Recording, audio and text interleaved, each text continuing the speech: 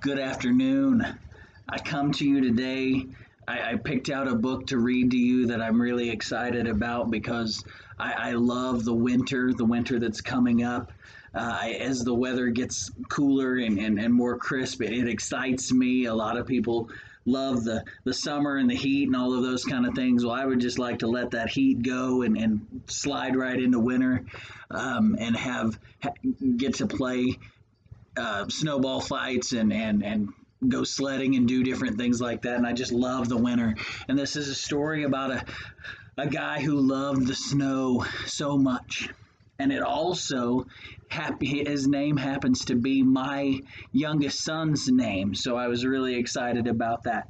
The book is called Snowflake Bentley by Jacqueline Briggs Martin, and it's illustrated by Mary Azarian.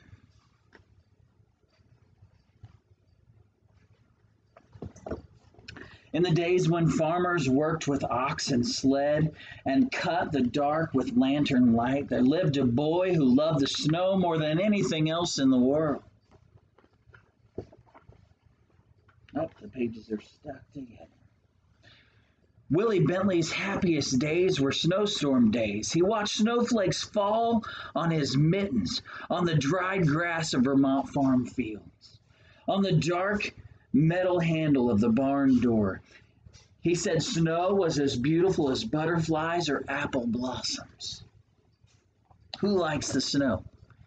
Do you guys like the snow? I love the snow. It's so cool. And he lived in a time where the snow would have been really hard on them. I mean, they didn't have a bunch of plows and all of this kind of stuff, and it would just pack up. And over in Vermont, there would have been piles of it. He could net butterflies and show them to his older brother Charlie. He could pick apple blossoms, take them to his mother, but he could not share snowflakes because he could not save them. When his mother gave him an old microscope, he used it to look at flowers, raindrops, and blades of grass. But best of all, he used it to look at snow. While other children built forts and pelted snowballs at roosting crows, Willie was catching single snowflakes. Day after stormy day, he studied the ice crystals. Their intricate patterns were even more beautiful than he had imagined. He expected to find the whole flakes that were the same, that were copies of each other, but he never did. Willie decided he must find a way to save snowflakes so others could see their wonderful design. For 3 winters, he tried drawing snow crystals. They always melted before he could finish. And I think that's really cool because he just assumed all snowflakes were the same. But as he found out, no 2 snowflakes are the same, and that's the same with us as people, right? It'd be a boring world if we were all the same. And we all bring something different to the table, don't we? That's pretty cool how God designed things to be that way. When he was 16, Willie read of a camera with its own microscope. If I had that camera, I could photograph snowflakes, he told his mother. Willie's mother knew he would not be happy until he could share what he had seen. Fussing with snow is foolishness, his father said. He still loved his son. When Willie was 17, his parents spent their savings and bought the camera. It was taller than a newborn calf, and it cost as much as his father's herd of 10 cows. Willie was sure it was best of all cameras. How cool is that they bought a camera? Not only is it massive, but it cost as much as their whole herd of 10 cows, which would have been a huge deal back then. I mean, that they would spend that kind of money on something. They really understood his desire for this. Even so, his first pictures were failures, no better than shadows, yet he would not quit. Mistake by mistake, snowflake by snowflake, Willie worked through every storm. Winter ended, the snow melted, and he had no good pictures. He waited for another season of snow. One day, in the second winter, he tried a new experiment, and it worked. Willie had figured out how to photograph snowflakes. Now everyone can see the great beauty in a tiny crystal, he said. But in those days, no one cared. Neighbors laughed at the idea of photographing snow. Snow in Vermont is as common as dirt, they said. We don't need pictures. Willie said the photographs would be his gift to the world. Willie's other farmers sat by the fire and rode to town with horse and sleigh. Willie studied snowstorms. He stood at the shed door and held out a black tray to catch the flakes. When he found only jumbled broken crystals, he brushed the tray clean with a turkey feather and held it out again. He waited hours for just the right crystal and didn't notice the cold. If the shed were warm, the snow would melt. If he breathed on the black tray, the snow would melt. If he twitched his muscle as he held the snow crystal as long as on the long wooden pick, the snowflake would break. He had to work fast or the snowflake would evaporate. Before he could slide into place, it took and take its pictures. Some winters he was able to only make a few dozen good pictures.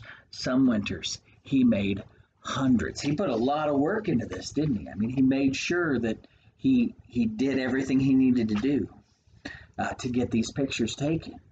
That's pretty cool. Willie so loved the beauty of nature, he took pictures in all seasons. In the summer, his nieces and nephews rubbed coat hangers with sticky pitches from spruce trees. Then Willie could use them to pick up spider webs jeweled with water drops and take their pictures. On fall nights, he would gently tie a grasshopper to a flower so he could find it in the morning and photograph the dew-covered insects. So not only did he like that, the winter, but he liked to take pictures, period. So, do you guys have a camera or something that you take pictures with? But his snow crystal pictures were always his favorites. He gave copies away or sold them for a few cents. He made special pictures as gifts for birthdays. He held evening slideshows on the lawns of his friends. Children and adults sat on the grass and watched while Willie projected his slides onto a sheet hung over a clothesline. He wrote about snow and published pictures in magazines. He gave speeches about snow to faraway scholars and neighborhood sky watchers. "You are doing great work," said a professor from Wisconsin. A little farmer came to be known as the world's expert in snow, the Snowflake Man. But he never grew rich. He spent every penny on pictures. Willie said there were treasures in snow. "I can't afford to miss a single snowstorm," he told a friend. "I never know when I will find some wonderful prize." Other scientists raised money so Willie could gather his best photographs in a book. When he was 66 years old, Willie's book, His Gift to the World, was published.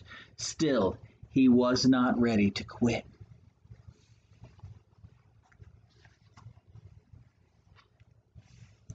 Less than a month after turning the first page on his book, Willie walked 6 miles home in a blizzard to make more pictures.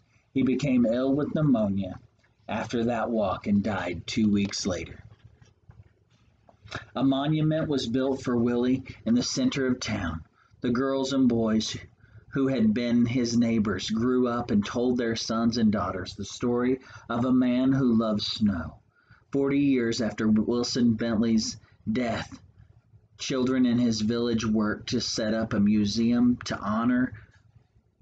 in honor of the farmer scientist. And his book has taken the delicate snow crystals that once blew across Vermont, past mountains, over the earth.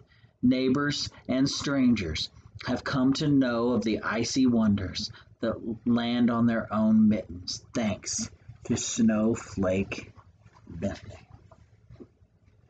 And there he is, taking his pictures. This is a real story, a true story, and another thing I found interesting, and if you get an opportunity to look through this book, on the edges, it gives real facts about him as he was growing up. That's pretty cool stuff. But the thing that I find most intriguing, he lived in Vermont where there was snow everywhere. So why would anybody care? And they even made fun of him for doing it. People were like, we've got snow all over the place. We don't need your pictures. But he was dedicated to what he loved, and he did it every single day. And that's something you can use. I mean, what you love is important. What you care about is important. So remember that every day as you're looking into what you're doing. What you love is important, and it needs to be shown to the world.